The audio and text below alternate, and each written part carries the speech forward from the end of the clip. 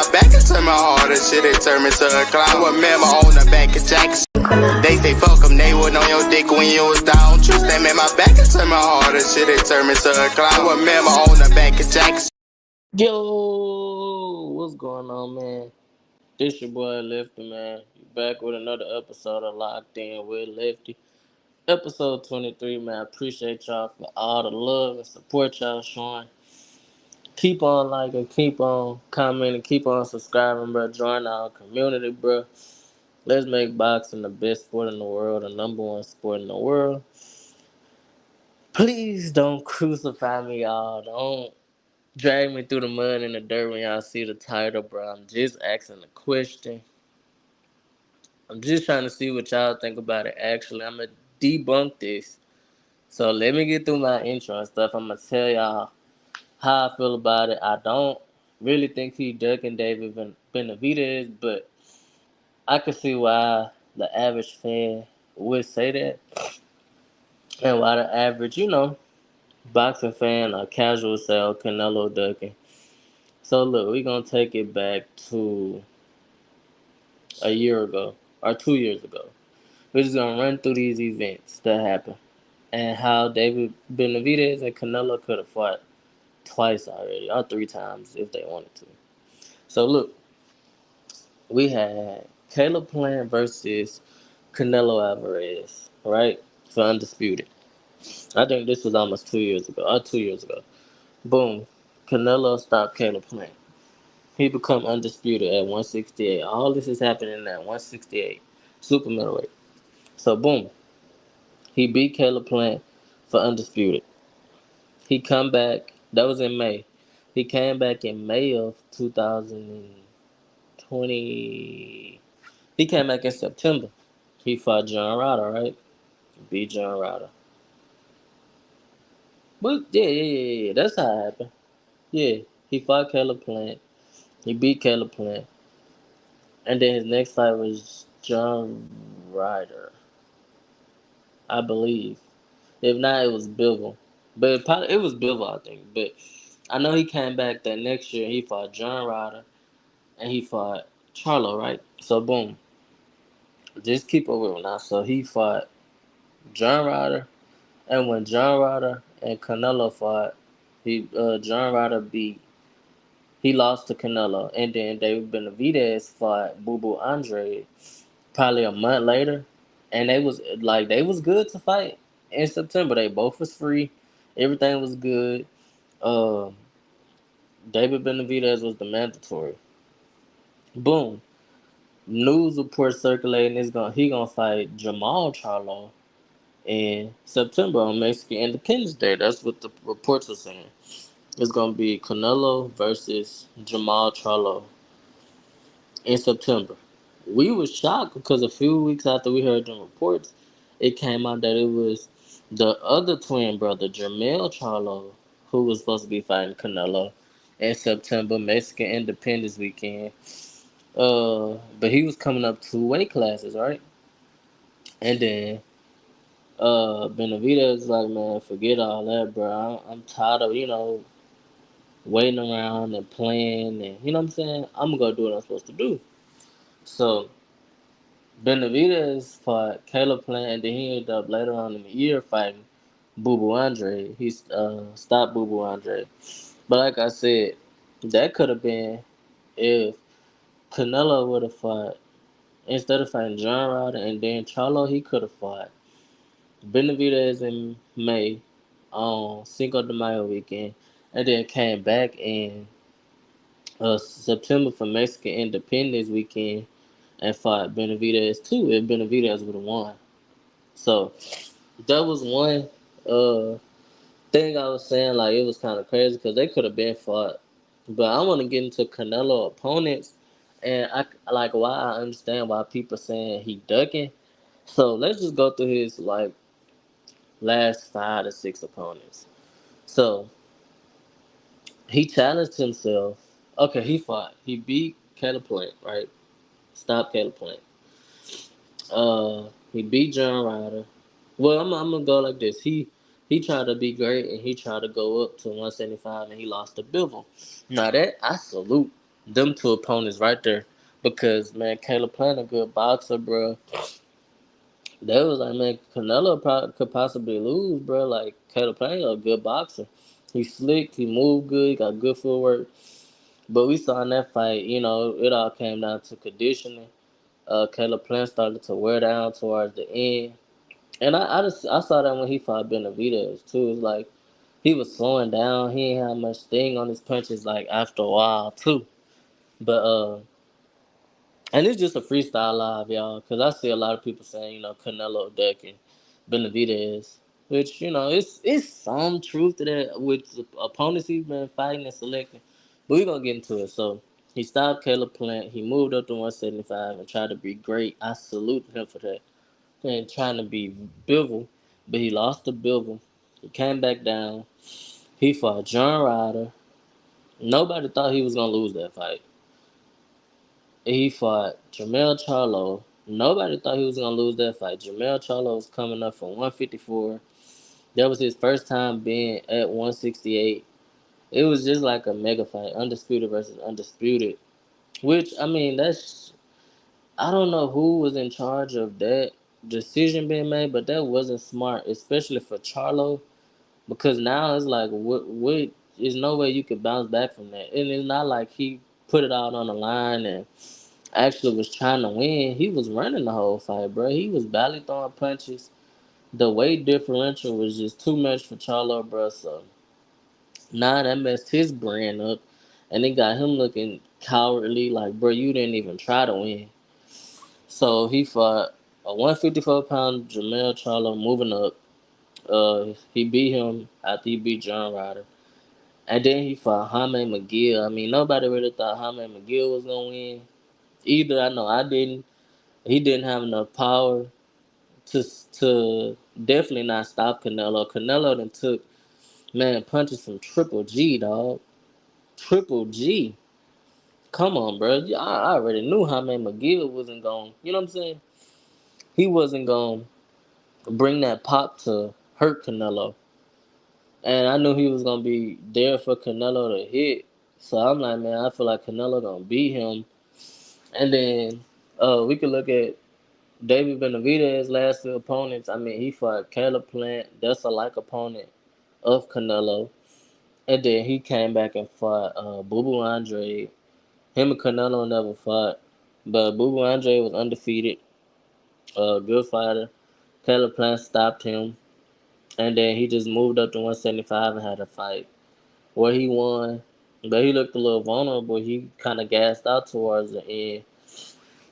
But I'm going to say this, bro. All in all, it also made Canelo look a little suspect because he asked for $200 million to fight Benavidez.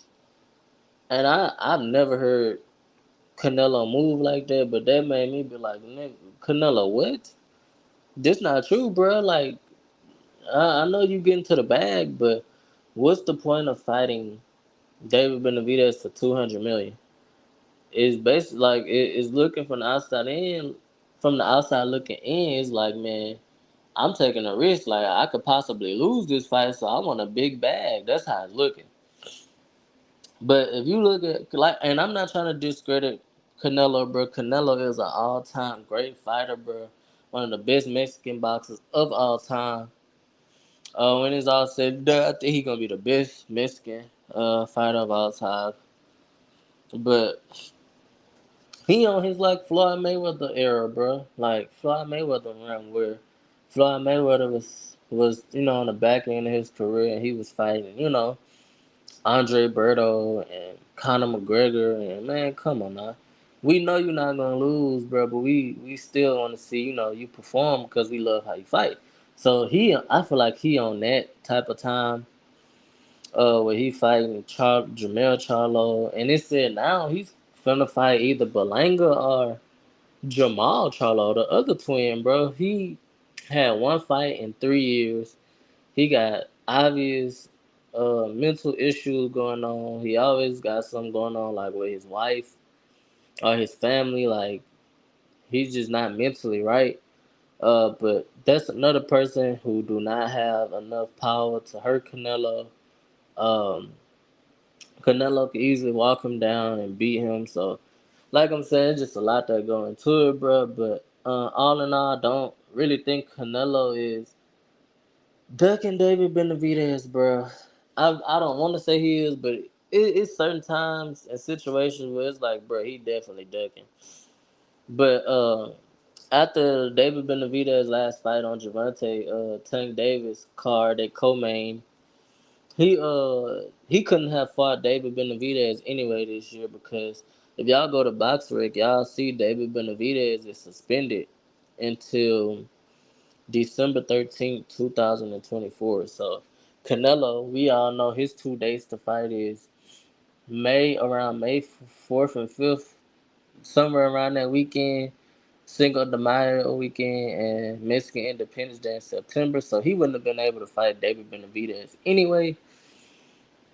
And like I said, they're already saying that he's probably gonna fight Berlanga next or Jamal Charlo next, which I still, kind of don't understand.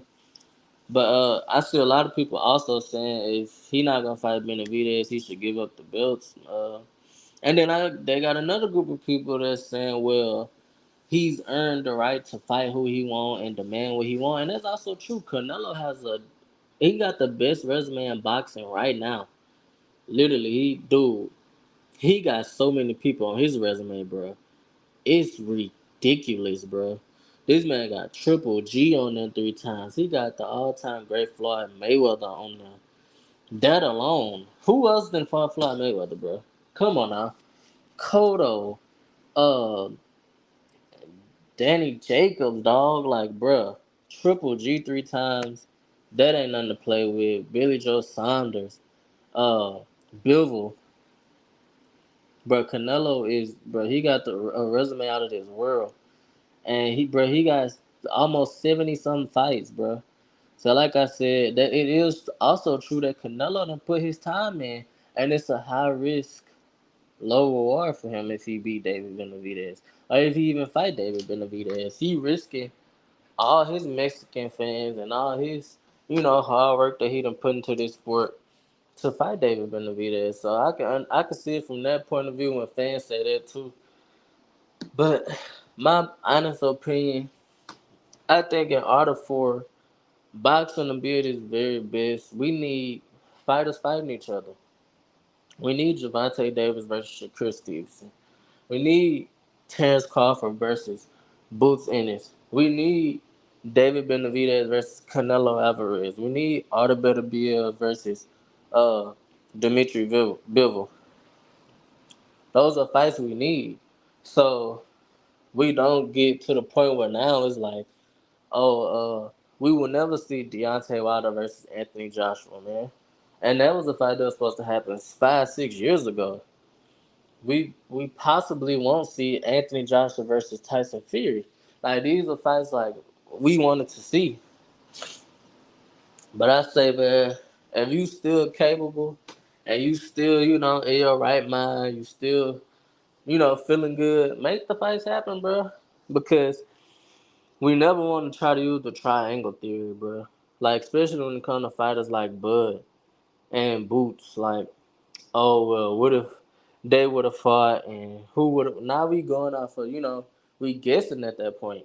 So I feel like if y'all healthy, bro, and y'all still in y'all right mind, still in good shape, Boots and Bud need to get it on. Benavidez and Canelo need to get it on. Shakur and Tank need to get it on. But out of all these fights I'm naming, Shakur and Tank is definitely gonna happen for undisputed at 135. But another crazy thing that's coming up with Canelo that's making him look crazy is they saying in September he gonna fight Berlanga or Jamal Charlo, right? That's preparing him for a fight with Terrence Bud Crawford, bro. Terrence Crawford he haven't even had a fight at 154 yet.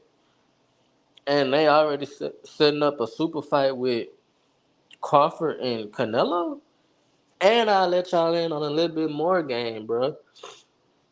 Nobody really noticed, but the PBC then they had Errol Spence set up in so many ways, bro. Like it was really supposed to be Spence was supposed to beat Terrence Crawford for undisputed at 147, right?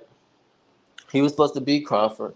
When he beat Crawford, he was gonna move up to 154, and he was probably gonna fight Tim Tszyu or have a little fight at 154, and then he was gonna move up and fight Canelo.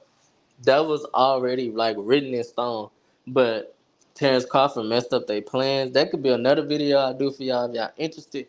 There's a lot of people that don't know that. That's why now it's Crawford versus Canelo. It was really supposed to be Errol Spence versus um, Canelo because Errol Spence, his walk around weight was huge. He was walking around at like 180, 175.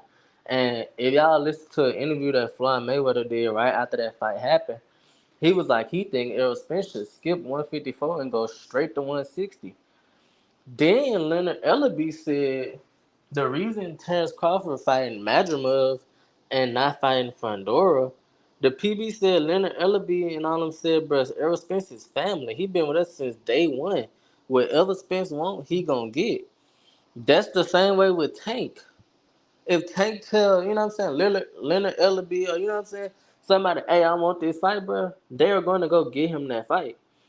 So, like, Leonard Ellaby was like, Errol Spence's family. He been here since day one. If he say he want that front door fight, he's going to get that front door fight. And what's going to happen in November? Or, you know what I'm saying, late October. Errol Spence versus Fandora is going to happen, bro. That's just how it is, though. But back on track, Terrence Crawford has never fought at 154 yet. He still haven't fought at 154, and they trying to get him to move up to 168 and fight Canelo Alvarez? Which, bruh, Bud got the skills to pay the bills. He got crazy power. He could switch stances. He could switch hit. He got power in both hands. Man, you never know, bruh. But it's just crazy, though, bruh. Like, the opponents that Canelo is even entertaining. Like, you entertaining Crawford. Like, well, at first he shut it down. He was like, I'm not even considering fighting no Terrence Crawford. And then he posted on Instagram, like, in Spanish, like, he changed his mind or something like that. And they was like, yeah, that money made him change his mind because that's supposed to be a part of the Riyadh season. You know, Saudi Arabia and Turkey, Al Sheikh, they coming with big bags. So, I don't know, bro. It's a lot that go into it, bro. But we gonna name Canelo last 3 to 4 opponents and let y'all be the judge of that. And we're gonna put that up against David Benavidez, you know, opponents to see what y'all think. So Canelo has fought these notable people, people that most people know. Caleb Plant. He knocked out Caleb Plant. He beat John Ryder. He he beat Jamel Charlo. He beat Hamed McGill. Hamed McGill, yeah, he had 40 fights, but he never fought nobody like he never fought no Canelo Alvarez. How can you even prepare for something like that? Jamel Charlo was a 154 pounder moving up to 168. Once again, never fought nobody like Canelo, never been under them type of bright lights. He never had a whole fan base against him. Like, Mexico was in the building, and they was like, yeah, we for Canelo, boo Jamel Charlo. John Ryder didn't stand a chance, man. Caleb Plant, he got knocked out. He didn't have the power to keep Canelo off him, and he wore down in the later rounds. Caleb Plant a good fighter, though, so no excuses on that. But the last 3 opponents I named, come on, Canelo. Like, fighting these fighters that's moving up and stuff is making you look crazy.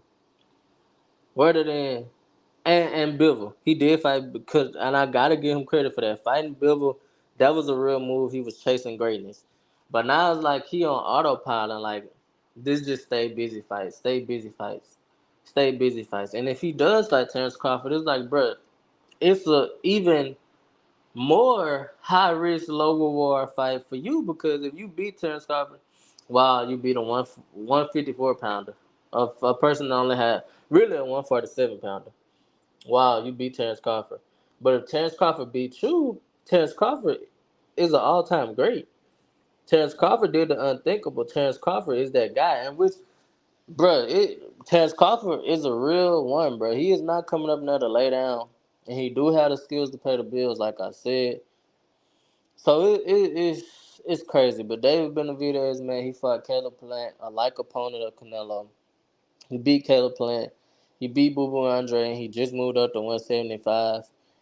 Where, like I said, he looked vulnerable, bro. He got tired towards the end and got caught with some shots. But eventually the fight has to happen. There's nowhere for any of them to run. It's nowhere for Canelo to go. It's nobody for really Canelo to fight. Come on, bro. Don't fight no 160-pound Jamal Charlo. He had one fight in 3 years. Don't fight Belanga, bro. Like, come on, bro. You gonna beat him. Give yourself one last challenge, bro, with David Benavidez at 168. And let's just see what happens, bro. Like I said, I don't think nobody is scared of nobody. I don't think Canelo is ducking David Benavidez, bro. Like I said, Canelo got a crazy resume. All-time great boxer, all-time great Mexican boxer. I don't think he ducking David Benavidez, but I think the way his opponents has been picked lately is crazy. So don't kill me in the comments, y'all. I know y'all gonna read the title and be like, "Oh, Canelo not ducking. You don't know what you're talking about." End your channel. Ooh, no, Canelo. I don't think he ducking David Benavidez. The man fought Triple G 3 times. He done took punches from Triple G 3 times. Uh, but some of the stuff he do, it be questionable, like asking for $200 million to fight David Benavidez. And his opponents that he fought, like 154-pound Charlo. They in talks with Terrence Crawford to fight. That's another 154-pounder. Who else? And Jaime McGill, like people without, much experience and stuff like that. I know David Benavidez said he ready. And I ultimately think, bro, that fight could lead to a trilogy. I think that's one of them fights that's going to really be evenly matched. And any man can win. That's a dead in the middle 50-50 fight.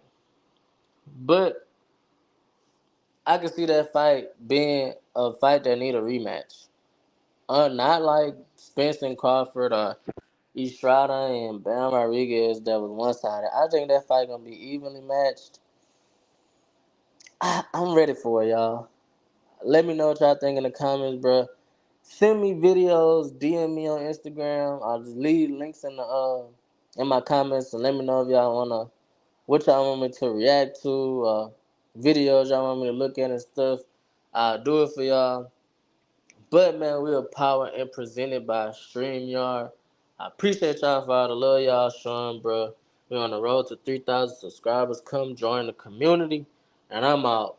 Peace.